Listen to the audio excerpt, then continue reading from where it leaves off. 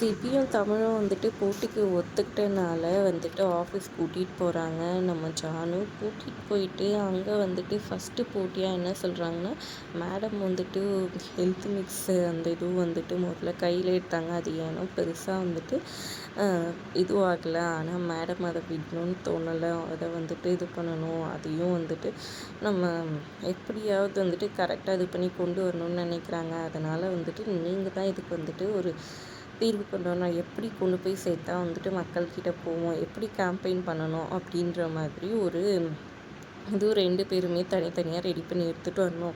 யார் பெஸ்ட்டாக இருக்குன்னு பார்த்துலான்ற மாதிரி சொல்கிறாங்க. சரிங்க மேடம், நான் கண்டிப்பாக பண்ணி எடுத்துகிட்டு வரேன்னு சொல்லிட்டு தமிழ் இது பண்ணுறாங்க. சிபியும் வந்துட்டு ஆனால் எதுவுமே கண்டுக்க மாட்டேங்கிறாரு. அவர் பாட்டுக்கு ரூமில் போயிட்டு அவங்க ஃப்ரெண்டோட கேம் விளையாடிட்டு இருக்காரு. இதை பார்த்து அவங்க மாமா நம்ம தான் என்ன பண்ணணும்னு யோசிக்கிறாங்க. உடனே தமிழ் வந்துட்டு எம்ப்ளாயீஸ் கூட போய் டீ குடிச்சிட்டு, அக்கா இன்னைக்கு நீங்கள் தான் டீ வாங்கி தரணும்னு ஒரு கேங் கிட்ட சொல்லிட்டுருக்காங்க. அப்போ வந்துட்டு ஏன்னா அவங்க தான் வந்துட்டு கம்மியாக இன்றைக்கி வந்துட்டு ப்ரொடக்ஷன் பண்ணியிருக்காங்க. இன்னொருத்தவங்க கேங் வந்துட்டு நிறைய பண்ணியிருக்காங்க. போன டைமும் நாங்கள் தான் பண்ணோம் அப்படின்னு அவங்க கடுப்பாகிறாங்க. ஏன்னா நீங்கள் வந்துட்டு போன டைமும் ப்ரொடக்ஷன் கம்மியாக பண்ணீங்க, அவங்க டீம் நல்லா பண்ணாங்க. நீங்கள் நெக்ஸ்ட் டைம் இன்னும் நல்லா பண்ணுங்கக்கா, கண்டிப்பாக வந்துட்டு உங்களுக்கு தான் கிடைக்கும் அப்படின்ற மாதிரி சொல்கிறாங்க. சரி ஓகே, கண்டிப்பாக நெக்ஸ்ட் டைம் ட்ரை பண்ணுறேன் தம்பின்னு சொல்கிறாங்க. இந்த மாதிரி என்கரேஜ் பண்ணி பேசிகிட்டு இருக்கிறத பார்த்து ஜானு வந்துட்டு ஒரே சந்தோஷமாகிறாங்க.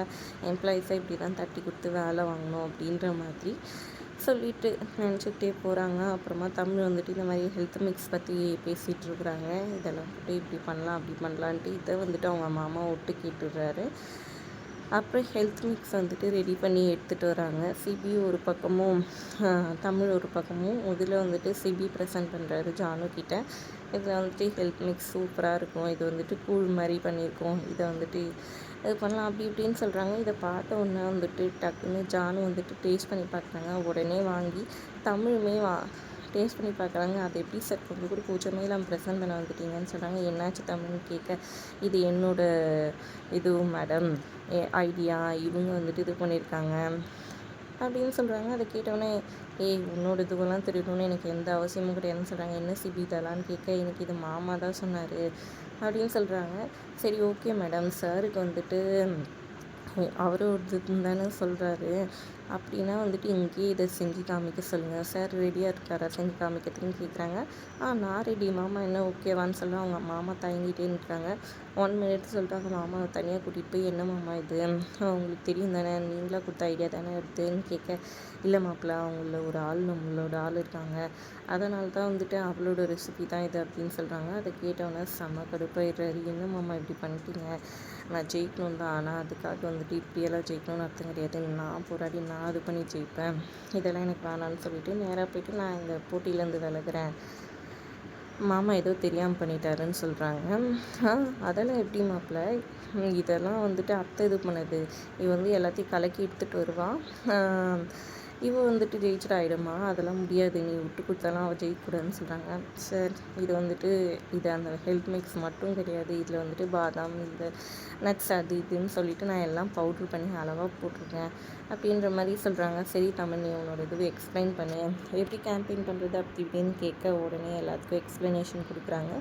இதில் இவ்வளோ அளவில் போட்டிருக்கு, இது வந்துட்டு எல்லா மக்களுக்கும் கிடைக்கணும், சாதாரண மக்களும் இதை வாங்கி சாப்பிடணுன்ற மாதிரி விதத்தில் இது பண்ணியிருக்கோம், இது 10 ருபீஸ்க்கு வைக்க போகிறோம் அப்படின்னு சொல்ல எல்லாம் கேட்டு சந்தோஷமாக இறங்கிச்சாலும் சூப்பர் தமிழ்னு கை கொடுத்துட்றாங்க.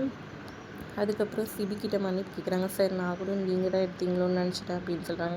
சும்மா எனக்கு இந்த தேங்க்ஸ் எல்லாம் சொல்லாத, வந்து உனக்கு எதிராக போட்டி போடும்போது மட்டும் நான் எதிரி, இப்போ மட்டும் வந்துட்டு நான் எனக்கு தேங்க்ஸ் நல்லவன்ற பட்டம் கொடுத்தியா, அதெல்லாம் தேவைப்பா அப்படின்ற மாதிரி சொல்லிட்டு போயிட்டாரு.